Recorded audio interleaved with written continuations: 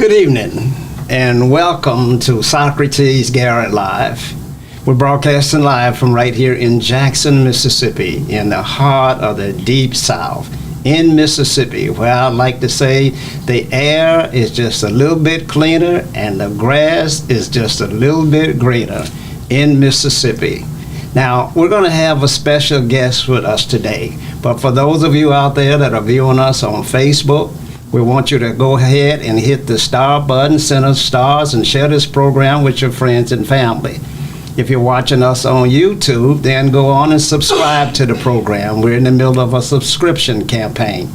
Now, if you're watching us on our very own network, WeBelieveDigital.com, then we want you to share this program with your friends and family and enjoy the many categories that are there for you to partake of. You know, we're a little bit different. Not only do we have a page on Facebook and Instagram and YouTube, but we also have our own platform where you can choose the category of inspiration, education, sports, or even listen to our online radio station, We Believe Radio, broadcasting 24 hours a day with some of the best contemporary gospel, soft soul music, and some talk shows. We're delighted to have Tavis Smiley. The national syndication has joined us on We Believe Radio, so you can get him 3 hours a day right here in Mississippi on We Believe. Now, we're going to get right to our guests. I am delighted to have in the studio with me today the young lady that's the Associate Director of the Diabetes Foundation, Irena McClain. Welcome. Thank you for having me. It's a pleasure to have you here. So I want you to tell our viewers a little bit about who you are, your background. I've enjoyed reading the interesting background that you have, having come all the way from Vermont to Mississippi. That's right. How did that happen? And tell us a little bit about yourself. Well, let's see. I was born in North Bennington, Vermont, which is in the southwestern part of the state. And it's a really tiny town, about 2,500 people. We could walk to school. You know, it's one of those little places. But I went to college in Massachusetts, and my first job after graduating was in New York, which is where I met Don McClain, who became my husband. Okay. We moved to California. He did his residency. We moved to Southern California, then to Birmingham, then to here, and then we parted ways. He went to Utah. I stayed in Mississippi with my sons, and it just was happenstance that I got a phone call one day from the Diabetes Foundation. The executive vice president, Mary Fortune, wanted to take me out to lunch and welcome me to Mississippi. My ex-husband's a diabetes researcher. And so I met her, and we had lunch, and I went back home, and I thought, good grief, I don't really know anybody. The only place I knew how to get to in town was Kmart, and the kids and I would go there and buy things for our house and get a Godzilla movie and come home and watch it. I mean, I didn't have a lot going on. So I decided I'd call the office and see about volunteering, and 30 years later, I'm on staff, and it's been the most incredible job I've ever had. Wow. Well, welcome to Mississippi. Thank all you. over again. When you were saying about where the air is cleaner and the grass is greener, it made me chuckle because it sounds like Vermont. It's another rural state. So yeah. So we're going to get right into the issues of diabetes. It's a word that just seems to be permeating families in Mississippi. And when I was growing up as a boy, we didn't know what to call it, so the elders called it sugar. Exactly. And so, but we know that it was a bad thing. But I don't recall anybody prescribing any medication for it per se back then, or having any diet issues or things of that nature. So we love sweet tea and things of that nature. So diabetes, just what percentage of the population in Mississippi do you think suffers from this disease? It's about 17.5% of the population here in the state. It's a sizable number. Because I think the national average is something like 12% of the population, so we really do have a big problem here in Mississippi. And when you mention about diet and things, it reminds me of my dad. I do think my dad had diabetes. I believe it was diagnosed. I was a kid when, probably about 10 or 11, when I knew that he went to a clinic in Boston. And he was supposed to be on a special diet because I heard my mom telling my aunts this. And mom was saying that he had trouble staying on that diet. And unfortunately, he died my freshman year in college. Wow. He'd had a big heart attack in January of my freshman year, and ended up dying the day before final exams. And we were in shock. But unfortunately, now I know that cardiovascular disease and diabetes go hand in hand. I believe it was Dr. Herman Taylor with the Jackson Heart Study years ago told me that about 2/3 of the people with diabetes do end up with heart disease. So it's tough. So I mean, 17%, 20%. That's over 600,000 people in the state of Michigan. It's a lot. It's a lot. That's a lot of people. And basically what happens, there's two types of diabetes. Type 1 diabetes is the rarer form. It's autoimmune. It's where your immune system encounters a virus and attacks the virus, but then it makes a mistaken attack on the cells that make insulin. We used to call it juvenile diabetes, but now we know you can be in your 40s, 60s, 80s, or 90s and develop that autoimmune form of diabetes. And it seems to come on rapidly.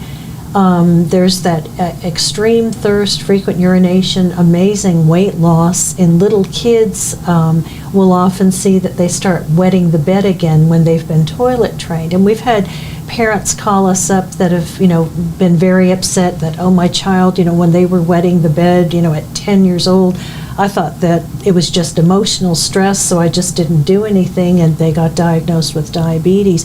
We do ask parents to, take that seriously. It could be emotional stress, could be kidney or bladder problems, but it also could be type 1 diabetes causing your child to wet the bed again. So let me understand.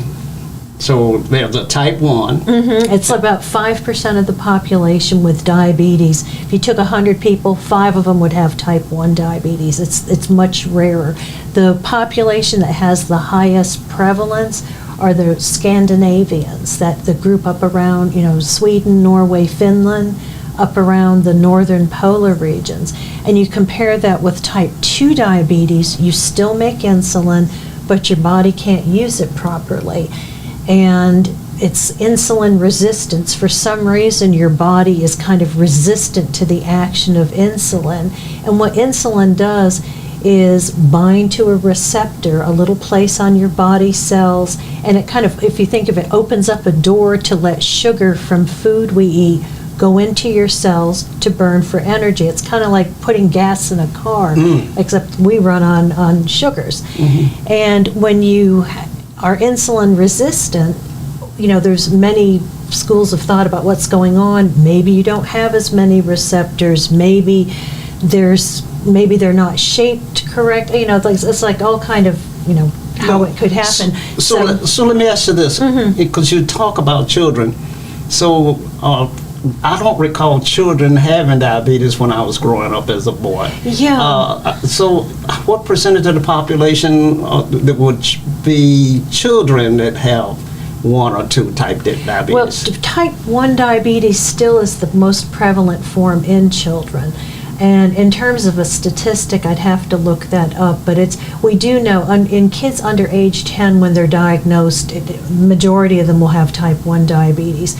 When we get into the teen years, you have growth hormone coming out. Growth hormone has an anti-insulin effect. It makes you more insulin resistant.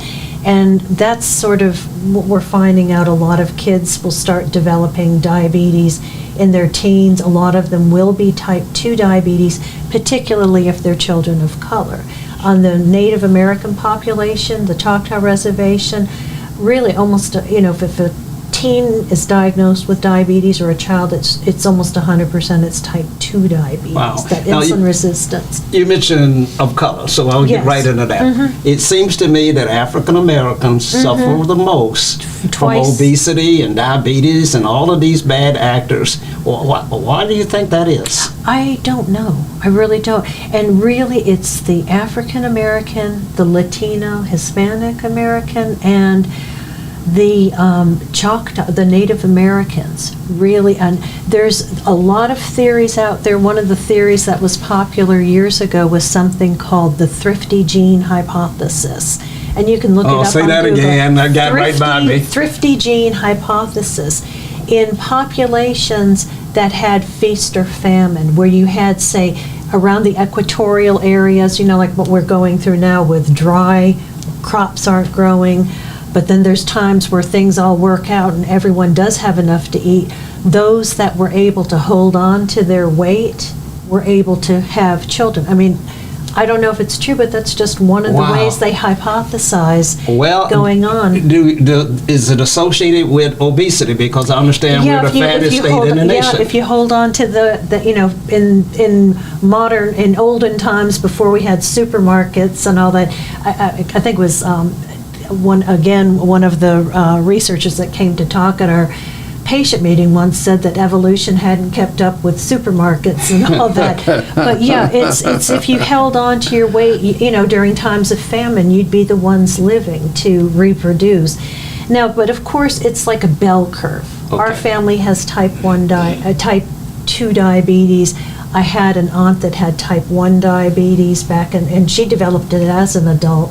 But in our family right now, it looks like we're mostly type 2 diabetes. And it's prevalent in every community all over the world. All right, so I don't go to the doctor. Of course, I don't check my sugar. Don't prick my finger or have any of those technology things. How would I know that? Going to a doctor. You've got to have a medical home. I can't, this is what my brothers, God bless them, but both of them really did not like going to doctors. And they both had heart disease, they both had diabetes, and unfortunately neither of them is still with us. But the thing is, you can't tell by looking or how you feel. You do need to have a medical home where you have a doctor who sees you all the time. We have a lot of doctors. Black people don't go to the doctors until it's a crisis. We got to change people. I mean, I hate to say, I think men in general don't go to the doctor until it's a crisis. And so I know when I got a toothache because, my body gives me a signal that there's something wrong with this tooth. But the body doesn't give me a signal. No, well, with type 2 diabetes, at some point, you will start feeling a lot tireder, and that's because that sugar's not getting into your cells to burn for energy. It's staying in your blood sugar levels start creeping up. If you get up at night to go to the bathroom several times, could be prostate if you're a fellow, but it also could be that your kidneys are sensing that there's a lot of sugar in your urine and your body's telling you, come on, go to the bathroom, let's get rid of this extra sugar. You start getting thirsty because, again, your blood sugar's higher, your body starts telling you you need to drink more. Okay. It's something that we're trying to do all over the state. Dr. Warren Jones, a mutual friend, has really talked for years at our patient meetings about the benefits of a medical home where you do have a doctor following following you every year, have an annual exam, get that blood test done. It can uncover a lot of things going on, and I'm one of those people. I'd rather know if there's a problem than be surprised someday in the ER. It's just one of those things. So educating me and the audience, we've been seeing all over the world, and we thank you guys for joining us. What role does the pancreas play in this deal? These body parts, they do things. The pancreas, whoever thinks of it, it's the organ that makes insulin. There's a special set of cells called beta cells in the pancreas that make insulin, and insulin lowers blood sugar, and that's your beta cell. There's also alpha cells in your pancreas that raise blood sugar. They make a hormone called glucagon.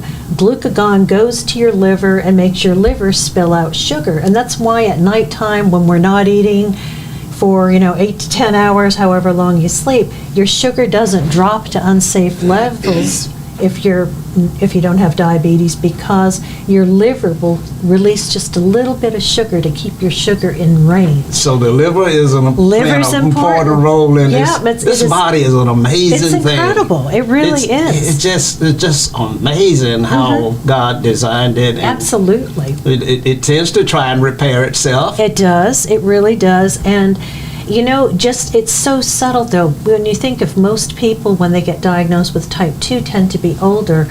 Well, we always say, really get checked if you have diabetes in your family at least by age 35 and older. But, you can justify, taking these teens of mine to sports practice and to Boy Scouts or Girl Scouts and every place else, and I'm trying to work 40 hours a week, and that's why I'm tired, and trying to keep the house clean.